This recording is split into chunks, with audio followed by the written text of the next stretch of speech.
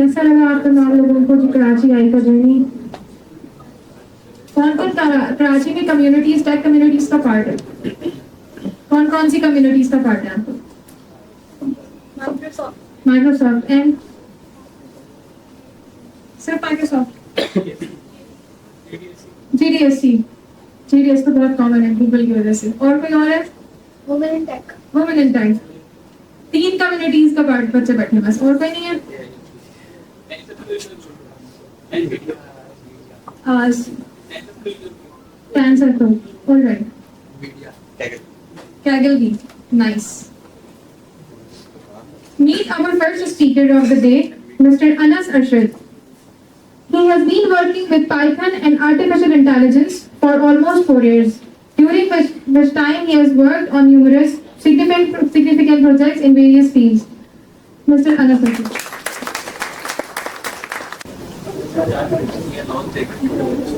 बिस्मिल्लाहिर्रहमानिर्रहीम। अस्सलाम वालेकुम। मेरा नाम मोहम्मद अनस अरशद है और इस वक्त मैं अंडर ग्रेजुएट प्रोग्राम में एआई की और 4 साल से एआई के अंदर काम कर रहा हूँ। आज जिस टॉपिक पर मैं बात करने जा रहा हूँ उसका नाम है मल्टी मॉडल एआई। लेकिन इसके पहले हम थोड़ा आर्टिफिशियल जनरल इंटेलिजेंस के बारे में जानेंगे कि क्या होती है। उसके बाद हम जनरेटिव एआई और यूनी मॉडल, मल्टी मॉडल और क्रॉस मॉडल, इसके बाद प्रोजेक्ट मैनेजर के बारे में जानेंगे क्या होगा। तो बेसिकली आर्टिफिशियल जनरल इंटेलिजेंस एक ऐसी एआई है, मान लीजिए कि आप एक दिन सुबह उठते हैं और आप देखते हैं कि एक मशीन आपके लिए मीटिंग्स अलाइन कर देगी, आपके साथ एक बिजनेस कंसल्टेंट के तौर पर काम कर देगी और आपके साथ जो है मतलब आपकी मीटिंग्स वगैरह को अलाइन करने के सारे काम वो मशीन कर देगी। तो बेसिकली ये सारे काम होंगे आर्टिफिशियल जनरल इंटेलिजेंस की मदद से, जिसकी हेल्प से, आर्टिफिशियल जनरल इंटेलिजेंस की हेल्प से हम ऐसे रोबोट भी बना सकते हैं जो आगे जाके डीप सी मिशन और स्पेस एक्सप्लोरेशन के अंदर काम आ सके हमारे। आर्टिफिशियल जनरल इंटेलिजेंस की मदद से हम रेयर जेनेटिक डिसऑर्डर और कैंसर जैसी बड़ी बीमारियों का भी इलाज ढूंढ सकते हैं। इसके अलावा आर्टिफिशियल जनरल इंटेलिजेंस ऑटोमेशंस के अंदर बहुत ज़्यादा पावरफुल है, जिसकी वजह से अगर कोई शख्स वो ना सीखे तो वो ऑब्सलीट भी हो सकता है। लेकिन इसके जहाँ इतने फायदे हैं वहीं इसके नुकसान भी हैं। तो इसके नुकसान ये हैं कि इसको कंट्रोल करना आसान नहीं है, एजीआई को कंट्रोल करना आसान नहीं है। अगर ये ओवर ट्रेन हो जाता है और आप इसे नहीं संभाल पाते तो ये आप पे एक नेगेटिव इम्पैक्ट करेगा ये। इसके अलावा ये डेटा प्राइवेसी के अंदर काफ़ी ज़्यादा इशू करेगा। तो मेरा छोटा सा ओवरव्यू था आर्टिफिशियल जनरल इंटेलिजेंस का। बेसिकली मेरी तो टॉक मल्टी मॉडल एआई पर है, मैं उसी के ऊपर बात करता हूँ। ये हमारा एजेंडा है जो आज हम देखेंगे कि क्या क्या होता है। जनरेटिव एआई क्या है, यूनी मॉडल एआई क्या है, मल्टी मॉडल एआई क्या है, क्रॉस मॉडल एआई क्या है, प्रोजेक्ट एस्ट्रा क्या है। तो जनरेटिव एआई बेसिकली एक ऐसी एआई है जो अपने ट्रेनिंग डेटा को एनालाइज करके उसका पैटर्न, उसका स्ट्रक्चर, रिलेशनशिप समझकर एक न्यू कंटेंट जनरेट करता है। और ये किन मॉडल्स को यूज करते हैं? गैस को और बाइस को, ट्रांसफॉर्मर्स को यूज करके इन चीज़ों को, न्यू कंटेंट को जनरेट करता है। जैसे आप लोगों ने देखा होगा मिडजर्नी और प्लेग्राउंड, लियोनार्डो एप्लीकेशन है, एक चैट जीपीटी आ जाता है। लेकिन जनरेटिव एआई की जो बैकबोन है वो इसकी प्रॉम्प्ट है। अगर आप प्रॉम्प्ट सही नहीं देते हैं तो ये सही काम नहीं करेगा। मैं आपको एक छोटा सा वाक्य सुनाता हूँ इसके ऊपर। आज से 4-5 महीने पहले मैं एक डेंटिस्ट्री डेटा सेट के ऊपर काम कर रहा था, 3D इमेजेस के ऊपर। इमेज डी जनरेशन प्रोसेस करा रहा था मुझे, लेकिन मुझे ना उस चीज़ की नॉलेज थी, ना मैं सही प्रॉम्प्ट दे पा रहा था। तो तकरीबन मुझे जीपीटी से मैंने पूरा सॉल्यूशन निकाला है। तकरीबन मुझे 2 महीने लग गए एक अपने रिजल्ट तक पहुंचने के लिए, सिर्फ इस वजह से क्योंकि मैं प्रॉम्प्ट सही नहीं दे पा रहा था। अगर तो मैं प्रॉम्प्ट सही देता तो शायद 2 महीने 2 दिन में बदल जाते, लेकिन मैंने अपनी प्रॉम्प्ट सही नहीं दी और मेरे पास नॉलेज नहीं थी, जिसकी वजह से मुझे इतना टाइम लगा। जनरेटिव एआई के आने के बाद काफ़ी सारी चीज़ें आई। जैसे आपने देखा कि चैटबॉट्स आए, और इसके साथ साथ काफ़ी सारे सोरा आया, व्यू आया, म्यूजिक एफेक्ट्स आया, गूगल एआई के ओवरव्यूज आए, काफ़ी सारी चीज़ें आई। लेकिन ये कोई पहली चीज़ नहीं है। चैटबॉट, चैट जीपीटी जो हम देखते हैं, जो ये चैटबॉट है, कोई पहला चैटबॉट नहीं है। 1966 में पहले चैटबॉट्स वगैरह ये सब बन चुके हैं। अगर बात की जाए 1966 के अंदर जो चैटबॉट बनाए थे वो थे पैटर्न मैचिंग। जो डेटा आप दे देते हैं वो उन्हीं का जवाब, एक आप उसमें 4 ऑप्शंस दे देते थे और वो उसका जवाब देना शुरू कर देता था। जैसे रूल बेस, वो हम उसे हाई कहते थे, उसके 4 ऑप्शन भी देते थे। जैसे अभी रासा प्लेटफॉर्म के साथ भी हम यूज कर लेते हैं ये सब चीजें। लेकिन जीपीटी में और इन सारे चैटबॉट्स में एक डिफरेंस था और है जो अभी है, वो है एनवायरमेंटल रीइंफोर्समेंट लर्निंग, जो अपने डेटा की मदद से ही सीख कर उसे इन्हांस करता है और बेटर से बेटर रिजल्ट लाने की कोशिश करता है। ये कुछ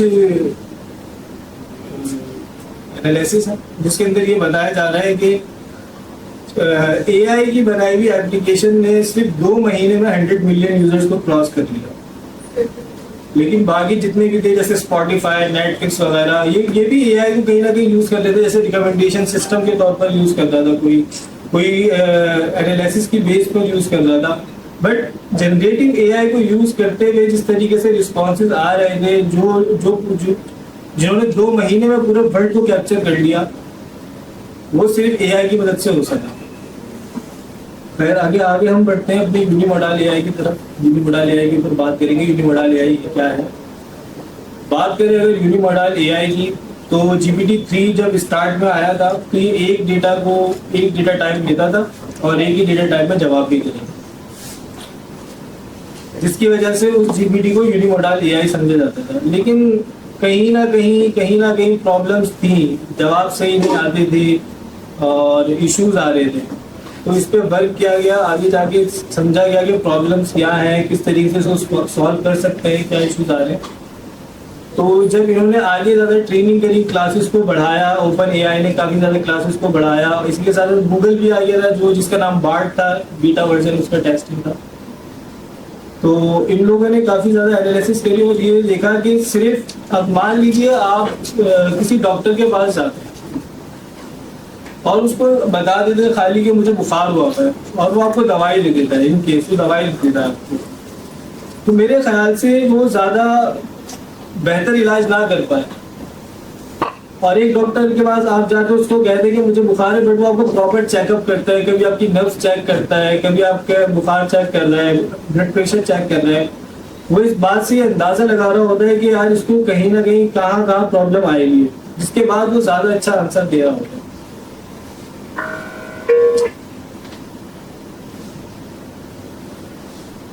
तो बेसिकली यही इसी तरह वर्क कर रहा है मल्टी मॉडल एआई, सेम इसी तरह वर्क कर रहा है। जब आप प्रॉम्प्ट देते हैं और उसी के साथ इमेज भी अपलोड कर देते हैं और उसको समझाते हैं कि जी ये मेरी इमेज है, ये मेरी प्रॉम्प्ट है और मैं चाहता हूँ इसके हिसाब से मुझे वर्क कर दीजिए, तो आपको ज़्यादा बेहतर जवाब दे पाते हैं क्योंकि वो ज़्यादा अच्छी तरीके से समझ रहा होता है।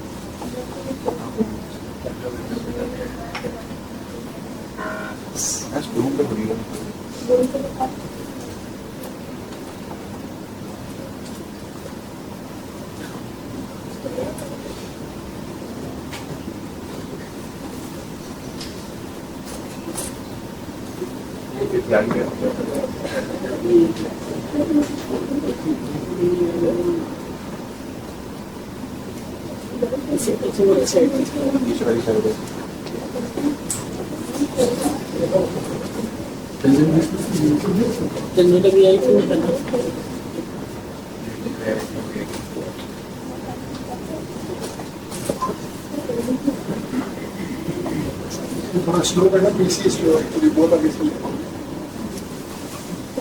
जो बात करते थे हम यूनिमोडाल की, कि एक डेटा टाइप लेता था और एक ही डेटा टाइप का जवाब देता था। कहीं ना कहीं इसको इश्यूज थे, लोगों को इश्यूज थे कि यार सही रिस्पांस नहीं आ पा रहा है, सही तरीके से जवाब नहीं आ पा रहे हैं, हमारी जो प्रॉब्लम है वो सॉल्व नहीं हो पा रही। इसी चीज़ को नज़र में रखते हुए मल्टी मॉडल एआई बनाएगी, जिसके अंदर इमेज और टेक्स्ट, ऑडियो और वीडियो, इस तरीके की चीज़ों का इन डेटा टाइप्स को गेट करना शुरू करा, उनको प्रोसेस करके फिर बेटर रिस्पांस देना शुरू किया। जनरेटिव एआई मॉडल का यूज करते हुए जिस तरीके से गैस आ जाते हैं, GPT-3, GPT-4 का वर्जन अब तो आगे GPT-4 को यूज करते हुए उन्होंने सारे प्रॉब्लम को सॉल्व करा। यूनि मॉडल और वर्सेस मॉडल एआई के दरमियान जो फर्क है वो ये है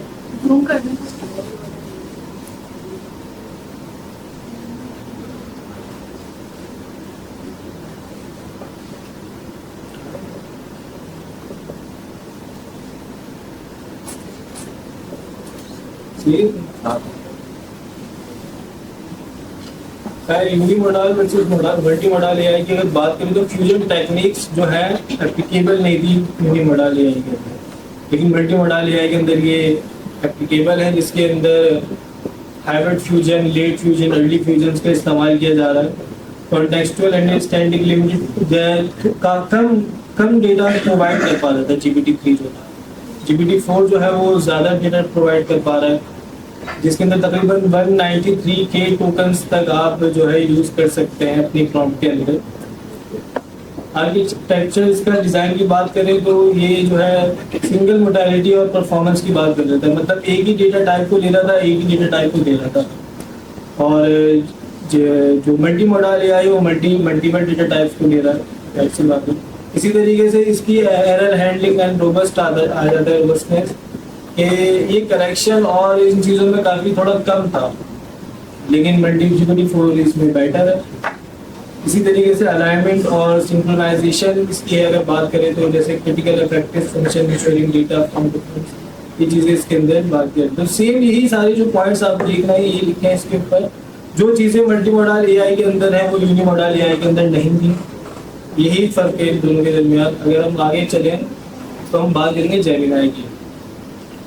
जेमिनाई बेसिकली गूगल का चैटबॉट है और ये कहते हैं कि जी हम जो है ट्रेन डेटा से तो जवाब देंगे, लेकिन जो हमारे पास एक सर्चिंग एल्गोरिथम है, हमारा जो ब्राउज़र है वहाँ से भी आपको जवाब बैठ कर देंगे।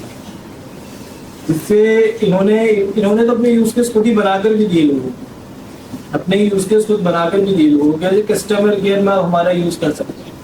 मान लीजिए आपके पास मल्टीपल ईमेल्स आ जाती हैं और आप चाह रहे हैं कि भाई मैं समरी देख लूँ जस्ट सबकी और मैं फटाफट आगे मूव करूँ, तो आप इनका GPT-3 जेमिनाई 1.5 का यूज़ करके आप इसको इजीली टैकल कर सकते हैं। ह्यूमन रिसोर्स में आप सीरीज अपनी अपलोड करते हैं और देखना चाह रहे हैं कि जी हमारे जो रिक्वायरमेंट से सीवी मैच हो रही है या नहीं हो रही, वरना पहले इन सब चीज़ों की अलग अलग एप्लीकेशंस होती हैं जिन सबको मिलाकर उन्होंने एक ही एप्लीकेशन में डाल दिया। तो ह्यूमन रिसोर्स में इस तरीके से काम करेगा कि आप अपनी रेज्यूमे अपलोड करते हैं, वो कीवर्ड्स की बेस पर आपको चेक कर लेगा कि हमारी रिक्वायरमेंट से कनेक्ट कर पा रही है या नहीं कर पा रही। अगर कनेक्ट करते तो आपकी रेज्यूमे आगे चली जाएगी, वही तो वो भी बैक हो जाएगी। सेल्स के ऊपर बात करें, सेल्स में किस तरीके से ये यूज हो रहा है। सेल्स के अंदर बेसिकली आप मान लीजिए आपकी मेल के ऊपर एक सेल आती है, सेल्स आ जाती है, जैसे ई कॉमर्स के आप प्लेटफॉर्म चला रहे हैं, आपकी मेल पर आपके पास डेटा आ रहा है, तो ये क्या करेंगे जी कि जो अर्जेंट बेसिस है, जैसे अर्जेंटली जिनको डिलीवर होना है और क्या कस्टमर का बिहेवियर चल रहा है इस वक्त, कितना अर्जेंट है वो, क्या एंग्री हो रहा है, तो इन सब की सेंटीमेंट एनालिसिस सेल्स के उसमें पार्ट में ही कर देते हैं। ओपन एआई ने भी अपना इसी तरीके से ChatGPT-4 निकाला है और आपको ChatGPT-5 भी आने वाला है। मेरे ख्याल से ChatGPT-5 के अंदर डेफ लोगों के लिए भी कुछ चीज़ें आ रही हैं जो इशारों में बातचीत कर सकते हैं, उनको समझा सकते हैं, ऐसे कुछ सुनने में आ रहा है फिलहाल अभी तो GPT-4 के अंदर भी ये सारे ऑप्शन है, बट GPT-4 और जेमिनाई के अंदर एक डिफरेंस है। जेमिनाई के पास एक प्लस पॉइंट है, वो प्लस पॉइंट उसका ये है कि उसके बाद पास जो है गूगल सर्च इंजन है, जीपीटी के पास अपना सर्च इंजन अभी नहीं है, जिसकी वजह से जेमिनाई इनसे एक स्टेप आगे है। लेकिन मुझे ऐसा फील होता है कि मेरा एक अपना जो है परसेप्शन है वो ये कि जीपीटी ज़्यादा बेटर है जेमिनाई, मुझे ऐसा लगता है, क्योंकि जीपीटी के हम यूज केसेस काफ़ी ज़्यादा निकाल सकते हैं अपने। जैसे कि किसी ने तो हैंड रिटन नोट ट्रांसक्राइबर बनाया। अब आप देखिए कि पहले ओसीआर होता था, अगर मैं ओसीआर जो ऑनलाइन ओसीआर चल रहे हैं मैं उनके ऊपर ये इमेज अपलोड कर दूं तो मुझे नहीं लगता वो इतना बेहतरीन रिजल्ट दे पाएगा। वो कहीं ना कहीं कोई नंबर या कोई ऐसा सिंबल ऐड कर देगा जो कि सही नहीं होगा। अभी किन लोग ये काम आएगा, जो लोग ई बुक्स पर काम कर रहे हैं इस वक्त, जो फिजिकल बुक्स को ई बुक्स में कन्वर्ट कर रहे हैं, वो कितनी फास्टली ये सारे काम कर सकते हैं। तो लोगों ने खुद से अपनी बिजनेस अपॉर्चुनिटीज बनाना शुरू कर हम इस तरीके से यूज कर सकते हैं। किसी ने तो न्यूट्रिशन एडवाइजर बना दिया कि जी आप हम जो मील खा रहे हैं इस वक्त, इसमें आप हमें बताइए कितनी कैलोरीज और कितना फैट है इसके अंदर। तो इसकी भी पूरी एप्लीकेशन आती थी आपको। पहले एप्लीकेशन से पहले लोग डॉक्टर से पता करते थे जाके, कितने कितने स्टेप्स कम हो गए, आपके हैंड में आ गई ये चीज़ के लिए। मैं अब डायरेक्ट इमेज अपलोड करके देख सकता हूँ कि मुझे मैं जो चीज़ खा रहा हूँ वो मेरे लिए सही भी है या नहीं। कॉम्प्लेक्स कॉन्सेप्ट क्लैरिफिकेशन एक एप्लीकेशन जो फाइन ट्यून करके बनाई किसी ने, वो ये बनाया कि जी जब हम गूगल पर जब एनालिसिस कर रहे होते हैं, ग्राफ्स वगैरह देख रहे होते हैं, हमें समझ नहीं आ रही होती चीज़ें कि क्या चल रहा है इसके अंदर, तो अपने ग्राफिकल इमेजेस को अपलोड करके इनके पीछे के स्टैट्स और इनका जो एक पूरा कैलकुलेशन चल रही है उसको भी देख सकते हैं, उसको समझ सकते हैं अच्छी तरह से क्या क्या हो रहा है इसके अंदर। किसी ने बुक ग्रुप को बना दिया कि जी पूरी बुक की फ्रंट तस्वीर अपलोड करके उनसे उसका जो क्या कहते हैं स्पॉइलर जिसे हम कहते हैं वो डायरेक्ट उन्हें निकाल लिया कि इस बुक का सारा मतलब है क्या, समझिए उसकी निकाल दी कि असल में ये बुक किस चीज़ पर डिपेंड कर रही है और इसके की पॉइंट्स क्या हैं। टूरिंग नेविगेटर, अब आप जाते हैं किसी दूसरी मुल्क जाते हैं और ट्रैवल करते हैं वहाँ पर और देखते हैं कि यार मुझे ये जगह जो है इसके बारे में जानने को मुझे हिस्टोरिकल प्लेस लग रहा है, आप इमेज खींच कर अपलोड करते हैं और आपके पास डायरेक्ट समझ आ जाती है। लेकिन इससे पहले क्या होता था कि आपको पहले उस जगह का नाम पता होना चाहिए, आप गूगल पे सर्च करेंगे, इमेजेस आएंगे, उसके बाद ब्लॉग्स जो आते हैं ब्लॉग्स वगैरह वो पढ़ेंगे, तब जाके आपके पास रिजल्ट आ जाता है। इधर आप डायरेक्ट इमेज अपलोड करते हो, कहते हैं यार मैं रोमन उर्दू के अंदर ही मैं जो है सवाल जवाब कर लूँ, या ज़रूरी नहीं इंग्लिश के अंदर ही, जिस तरह की में भी आपको मैं तो रोमन उर्दू में बात करता हूँ, सिंपल सी बात है, जो ज़्यादा बेटर है, जो ज़्यादा आसान लगती है उसी के अंदर मैं बात करता हूँ। किसी ने ट्रांसलेशन मास्टर बना दिए, इमेज को अपलोड करा और कहा कि मैं जो बैनर पर लिखा है मुझे समझा दो, वैसे ही जापानीज लिखे मेरे ख्याल से, हमें तो शायद समझ भी ना है, तो उसने कहा कि जी मुझे समझा दो। अब आप देखिए गूगल ट्रांसलेट कहाँ गया, ना भी सवाल उठता है कि आपको गूगल ट्रांसलेट कहाँ गया, उससे ज़्यादा बेहतर स्ट्रक्चर ग्रामिकली जो है स्ट्रक्चर जो है हमें रिजल्ट मिल रहा है। किसी ने फैशन ग्रुप में बना दिया, कह रहे कि जी आज मैं जा रहा हूँ अपनी गर्लफ्रेंड के साथ डेट पर, तो मुझे बता दें आप कि मैं क्या कपड़े पहनूं, तो वो भी उनको सजेस्ट कर रहे हैं कि आप ये पहन लीजिए, हमने सही कर ये चीज़ें हैं।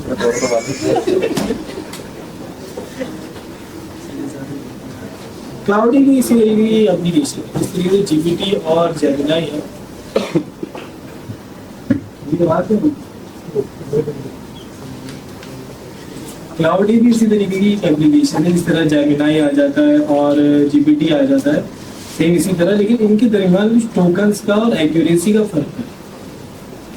जेमिनाई की एक्यूरेसी थोड़ी लो है जीपीटी से, क्योंकि वो बहुत छोटा रिजल्ट देता है लाके ना, वो बहुत छोटी सी बात कर देता है आगे, वो आपको डीपली नहीं बता पा रहे। क्लाउडी आपको डीपली बताता है, जीपीटी आपको डीपली बताता है, तो जो कंपैरिजन बनता है वो जीपीटी, क्लाउडी और जेमिनाई का बनता है।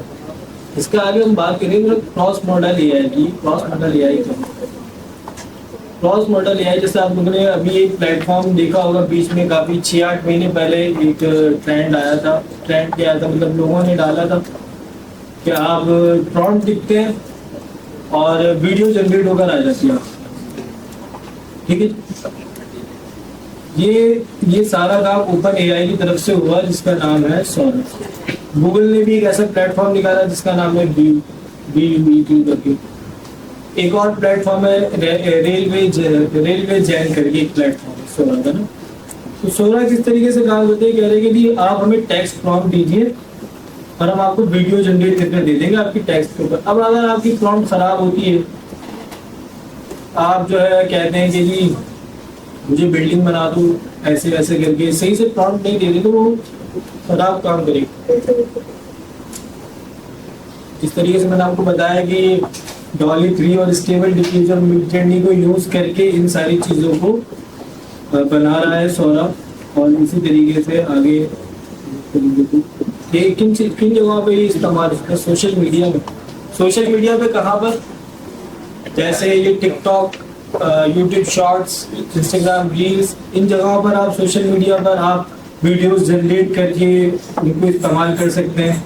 एडवर्टाइजिंग मार्केटिंग के अंदर आप एडवर्टाइज बना सकते हैं, अपने प्रोटोटाइप एंड कॉन्सेप्ट विजुअलाइजेशन के अंदर आप इस्तेमाल कर सकते हैं सौरभ को, व्यू को। आप एक्सप्लोर करें इन प्लेटफॉर्म्स को। बात करें प्रोजेक्ट एस्ट्रा की। प्रोजेक्ट एस्ट्रा बेसिकली ये एक गेम चेंजर है।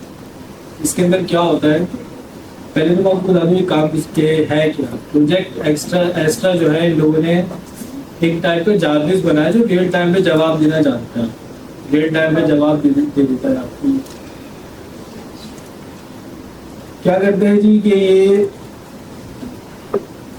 आपके स्मार्टफोन कैमरा से आप जो वीडियो रिकॉर्ड कर रहे होते हैं उनके फ्रेम्स कैप्चर करके उनको OCR करके उनको डिटेक्ट करके ये बता रहा होता है कि जी ये माइक है या ये स्पीकर है। इस तरीके से ये वर्क करता है। लेकिन इसका एक बहुत बड़ा जो है ना फायदा है वो उन लोगों के लिए, अभी तो फिलहाल ये लॉन्च नहीं हुआ है, उन लोगों के लिए जो डेटा सेट्स बना रहे हैं। जैसे मैं आपको बताऊं कि आप ट्विटर पर जाते हैं और आप स्क्रॉल करते हैं 2 घंटे की वीडियोस को एटलीस्ट ले सकता है। जो जेमिनाई के अंदर वीडियो का पार्ट है वो एस्ट्रा का पार्ट है। तो आपने 2 घंटे तक स्क्रॉल करा और आपके पास काफी सारे ट्वीट्स आ गए वीडियो के अंदर रिकॉर्ड हो गए। अब आप कहते हैं एस्ट्रा को जाके कि जी इनको एक्सट्रैक्ट करके मुझे कॉर्पस या डेटा सेट बनाकर दे दो, तो वो आपको बनाकर दे देगा। इससे पहले क्या होता था कि हमें ट्विटर की API लेनी पड़ती थी, स्क्रैपिंग करनी पड़ती थी और ऑटोमेशन लगानी पड़ती थी कि यहाँ जाए, इसको सर्च करे, इसको इस तरीके से काम करना पड़ता था। अब आप देखिए कि जी कितने सारे स्टेप्स, 4-5 स्टेप्स को रिमूव करके डायरेक्ट जो है ये काम हो रहा है। लेकिन ये रियल टाइम पे काम नहीं करेगा। मतलब आपको कंटिन्यूसली डेटा चाहिए तो ये उस चीज़ पर काम नहीं करेगा। अगर आप 1-2 टास्क परफॉर्म कर रहे हैं तो उसके लिए तो ये बहुत बेहतरीन है, बट आपको कंटिन्यूसली चाहिए। एक स्ट्रीमिंग प्लेटफॉर्म बनाना चाह रहे हैं तो उसके लिए बेकार है। इस तरीके की अप्रोच करना बेकार है। ये मेरे ख्याल से एक छोटी सी वीडियो है प्रोजेक्ट एस्ट्रा की, जो कभी ना कभी शायद आप लोगों ने देखी होगी, बड़ी वायरल वीडियो है ये तो। Okay, let's do some tests. इसके अंदर भी इसीलिए Tell me when you see something that makes sound. I see a speaker, which makes sound. What is that part of the speaker called? That is the tweeter. It produces high-frequency sounds. Give me a creative alliteration about these. Creative crayons color cheerfully. They certainly craft colorful creations.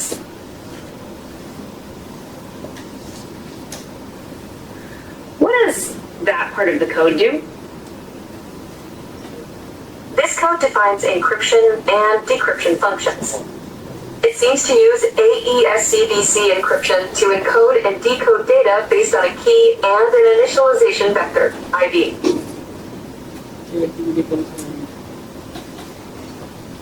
जिस तरीके से आप लोगों ने देखा इस video के अंदर उन्होंने अपने कैमरे से लाइव रिकॉर्डिंग शुरू करी और पूछना शुरू कर दिया कि जी ये क्या है, ये स्पीकर है या स्पीकर का अपरकेस क्या है। तो इसी तरीके से ये रियल टाइम में जवाब देना जानता है। और ये इसका एक जो है इसकी बैकएंड जो सारी है कि गूगल के पास डेटा काफ़ी ज़्यादा है, क्लासेस बहुत सारी है गूगल के पास, तो वो इसलिए बेटर रिस्पॉन्स देना जानते हैं। मल्टी मॉडल्स के जो मॉडल्स हैं वो ये मॉडल्स हैं, इनको यूज़ करके आप भी एप्लीकेशन बना सकते हैं। जैसे क्लिप है, जिस तरीके से मिड जर्नी आ जाता है, और स्टेबल डिफ्यूजन जैसे मॉडल्स मिड जर्नी को जो इस्तेमाल कर रही है, इसी तरीके से क्लिप भी एक मॉडल है, उसको यूज़ करके आप भी बना सकते हैं। GPT-4 को यूज़ कर सकते हैं, बर्ड हो गया और डायनो हो गया हमारे पास, इन सारे एप्लीकेशन पे यूज़ करके आप भी जनरेटिव AI एप्लीकेशन बना सकते हैं। थोड़ी सी कोशिश करनी होगी, एक आध महीना लगता है, बन जाती है, कोई मुश्किल नहीं है ये। जिस तरीके से आजकल लोग AI बेस्ड चैटबॉट्स बनाए जा रहे हैं कंटिन्यूसली, तो ज़्यादा से ज़्यादा 1-2 महीने की प्रैक्टिस है और कुछ भी नहीं है, फिर आप भी बनाना शुरू कर सकते हैं। अरे जनरेटिव AI की मार्केट जो है 2032 के अंदर $265 बिलियन की हो जाएगी। और अगर आज आप लोग नहीं सीखते AI, तो मेरे ख्याल से आप लोग बहुत पीछे रह जाएंगे और आप सर्वाइव नहीं कर पाएंगे। प्रॉब्लम सारी है कि ऑटोमेशन का दौर है, ऑटोमेशन का दौर है, सारा गेम ये है।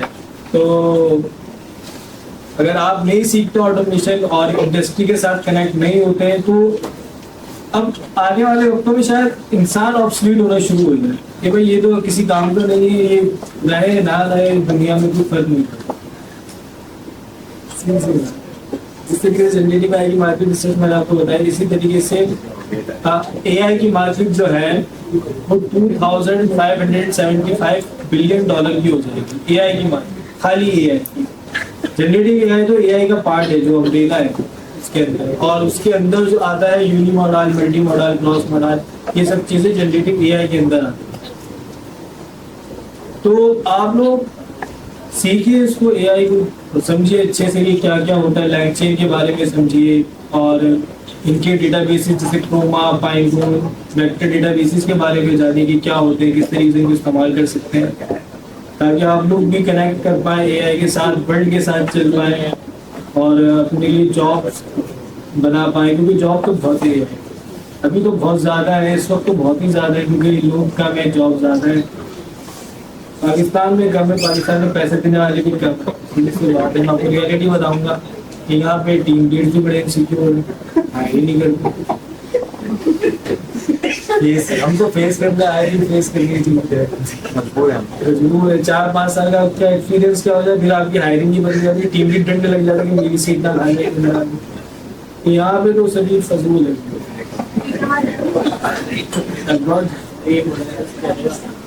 या तो अपना छोटा सा सॉफ्टवेयर हाउस शुरू करके 4 लोग मिलके 2 सेल्स के बैठ जाए। इसके लिए मेरे कुछ दोस्तों के और अपने जो है छोटा मोटा सॉफ्टवेयर हाउस है, आप हमारे साथ कनेक्ट कर सकते हैं, ऐसी बात नहीं। आपका क्या प्लान है आगे का? मेरा प्लान चैटिंग है सर, सीवी भेज दो आपको। सीवी भेज दीजिए आप। अच्छा, आर्टिफिशियल इंटेलिजेंस की जो मार्केट है वो आफ्टर 10 ईयर्स जो है वो एशिया के पास 23.9% होगी। 24% एशिया से एक्सपोर्ट किया जा रहा होगा ये। तो इस 24% को कोशिश करें कि भाई 50% तक लेकर आए अपने पास, और जो $2,500 बिलियन है उसके अंदर एटलीस्ट हमारा 12.5% बिलियन हमारे पास है। तो इतनी ही मेरी प्रेजेंटेशन थी। Thank you so much.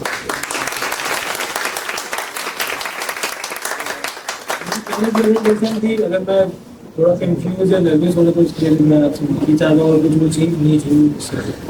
You did well. AI पे देखो आपका YouTube चैनल है, सो मच। मेरे दोस्त जान कैसे मेरा YouTube चैनल जी, एसपी ऑटोमेशन सीखूंगी। मुझे आप ऑटोमेशन सीखना, आप सेलियम के बाद सीखिए। सेलियम बहुत जबरदस्त लाइब्रेरी है। इसके अलावा एक लाइब्रेरी पायराइट, प्लेराइट, उसके बारे में सीखिए आप, बड़ी जबरदस्त लाइब्रेरी। ठीक है, और कुछ सर अगर आपके पास इंटर्नशिप करनी हो तो सीवी भेज दीजिए। आपके लिंक्डइन है अनस अर्शद के नाम से, रेज्यूमे मुझे अपनी भेज दीजिए, मैं देख रहा हूँ। Okay, thank you.